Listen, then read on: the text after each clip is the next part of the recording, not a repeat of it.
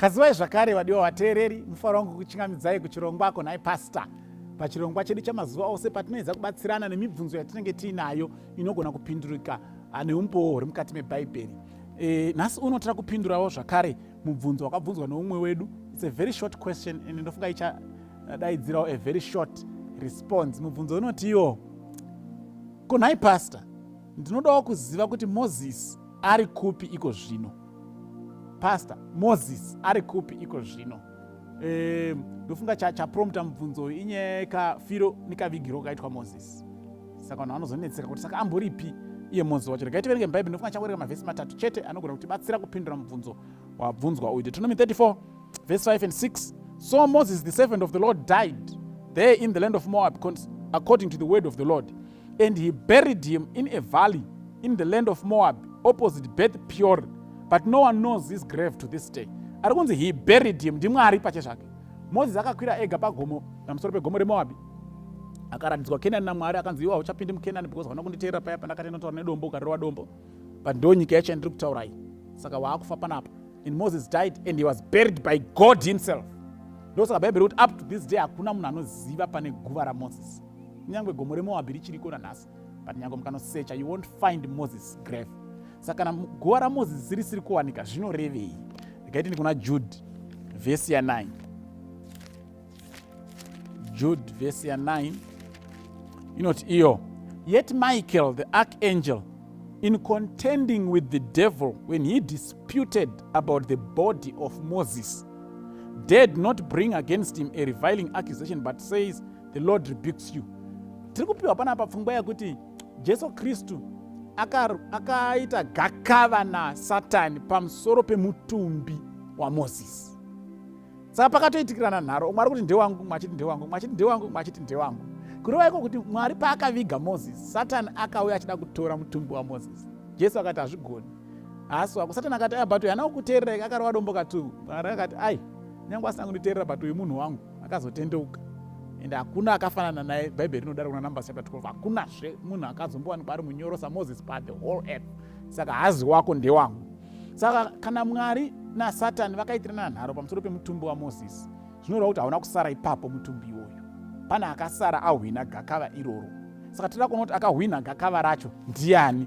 Ndiani akasara aina Moses kudivi rake? Matthew 17 verse 1 to 4.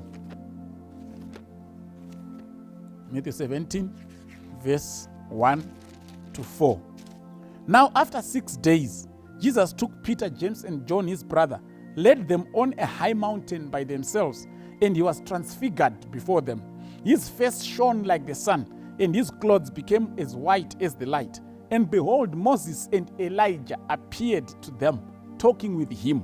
Then Peter answered and said to Jesus, Lord, it is good for us to be here. If you wish, let us make here 3 tabernacles, one for you, one for Moses, and one for Elijah. Taaku New Testament manje. Tabva panguva yekuigwa kwaMoses, Old Testament. Mwari achitirana nharo naSatani over the body of Moses. Tasiya taisa question mark, saka akahwina gakava racho ndiani? But taaku New Testament taakudzwa kuti Jesu Kristu akakwira naPeter naJames naJohn pamusoro pegomo, and Jesus was transfigured, akatanga kupenya. Vanhu achipenya kudaro pakaonekwa varume 2. One ndiMoses, one ndiElijah. Vari kutaura naJesu Kristu, vari kutaridza kuti vari muhurukuro.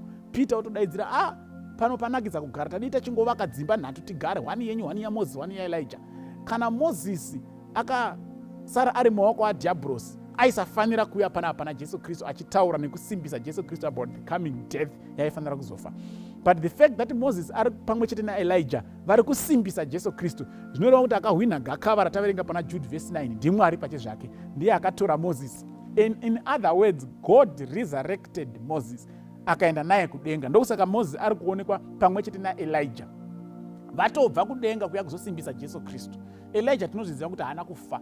He was taken up into heaven by a whirlwind. Moses akatanga afa, mutumbi wake ukanzi naMwari ndewangu, which means Mwari akatora Moses mutumbi wake akamumutsa akaenda naye kudenga. Ndo varume vaviri vanofana kusimbisa Jesu Kristu. Elijah ari kumirira vanhu vachasvikirwa naJesu vari vapenyu, vachatranslatewa according to 1 Corinthians chapter 15 verse 50, sekubwaira kweziso vachashandurwa voendwa navo kudenga vasina kuona rufu. NdiElijah. Moses ari kumirira vanhu vachatanga vafa panouya Jesu Kristu, hwamanda yorira, vonzwa kurira kwehwamanda, vomuswa mumakuva avo, according to 1 Thessalonians chapter 4 verse 13 to 16. Saka vari vaviri varume ava, they are in heaven, and one of them is representing vanhu vachatanga vafa vozomutswa panouya Jesu Kristu. The other one is representing vanhu vari kuwanikidzwa vasina kumbofa, vari vapenyu voshandurwa sekubwira kweziso voenda kudenga. Ndokusaka vakaonekwa vari 2 ndo vaikwalifya kusimbisa Jesu Kristu kuti anofa paCalvary kuitira kuti vanhu vese ava vave nehope yeupenyu husingaperi. So from what we have just read, we can confidently say Moses ikozvino ari kudenga. Kuna Elijah ndo kuna Moses. Ndo kwavakabva vese vari vaviri vachiva vachisimbisa Jesu Kristu. Inzwi rikanzwika kudenga richiti uyu ndiye mwanakomana wangu wandofarira mumuteerere. Ndibaba vaitaura about Jesu Kristu. Moses naElijah varipo, vanga vatumwa nababa, vanzichiteererai zvavari kukudza because mwanakomana wangu. Saka Moses definitely is in heaven, just as much as Elijah definitely is in heaven. Ndoimba tabatsirika. Amen.